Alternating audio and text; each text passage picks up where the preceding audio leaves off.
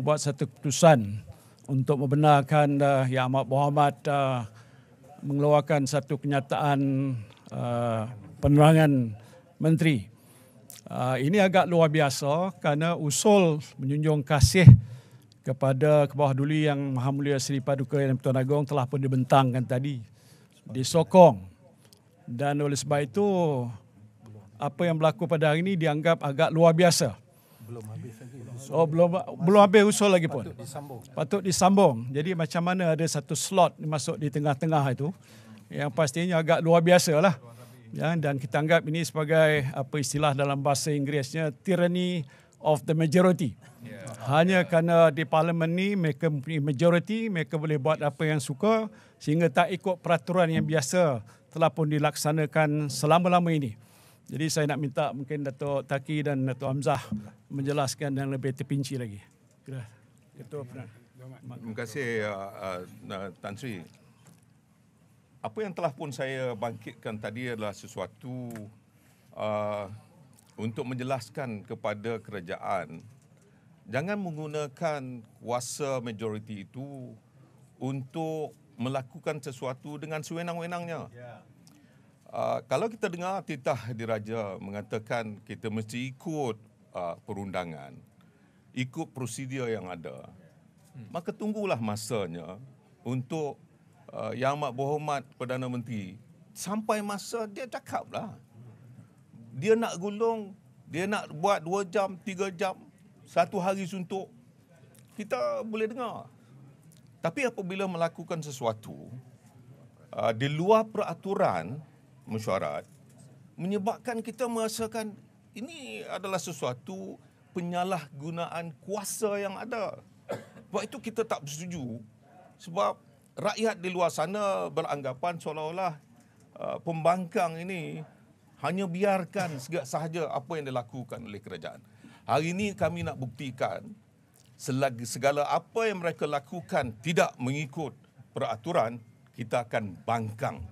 Kita akan tentukan supaya semua apa yang dilakukan oleh kerajaan adalah sesuatu yang mengikut perundangan dan juga peraturan yang sedia ada. Boleh disambungkan oleh Datuk Taki.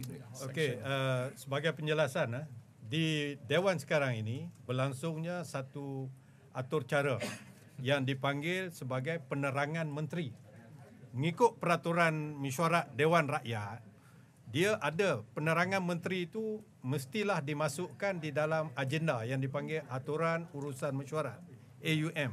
Tapi pada hari ini tidak dimasukkan apa-apa penerangan menteri itu. Dan ianya amat dirasakan pelik. Sebagaimana disebut oleh Yang Berhormat Ketua Pembangkang tadi, daripada tadi pukul 12 lebih, Yang Berhormat Shah Alam mewakili kerajaan membawa satu usul junjung kasih titah yang di-Pertuan Agong. Belum habis lagi. Berhenti pukul 1, nak sambung pukul 2.30. Nak sambung.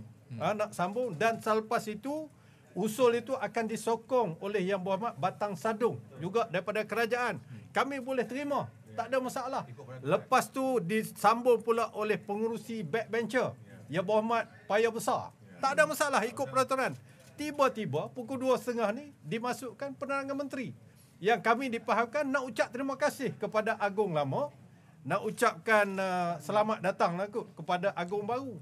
Yang mana perkara ini boleh dibuat pada minggu ketiga, iaitu jawapan menteri dan penggulungan Yang Amat Berhormat Perdana Menteri. Itu saja peraturan. Kami nak supaya ikut peraturan. Kalau tak ikut peraturan, kita terpaksa betulkan. Yang di-Pertuan Agong semalam bertitah sebagai penggubah undang-undang ahli parlimen, you sendiri kena ikut peraturan. You tu termasuk kerajaan dan juga pembangkang. Itu keadaannya. Ya, jelas. Okey.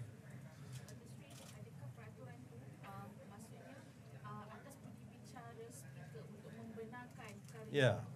Dalam undang-undang, budi bicara mesti dilakukan mengikut undang-undang dan mengikut kebijaksanaan, judicially and judiciously and reasonably. Kena ada justifikasi. Sekarang ni sepatutnya speaker tidak boleh meluluskan apa saja yang diminta oleh kerajaan kalau sekiranya tidak berperaturan, tidak irregular, apalagi illegal. Betul. Tak boleh ikut peraturan. Sambung. Ya.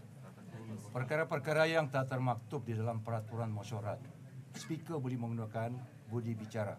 Tetapi dalam isu ini, urutan sekuen itu, urutan penerangan menteri itu telah dilakarkan sedemikian rupa selepas soal jawab di dalam Peraturan Masyarakat 14.1I.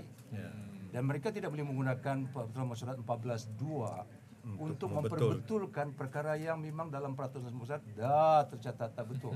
They can use one. The one is abuse of Peraturan Masyarakat dan kuasa speaker.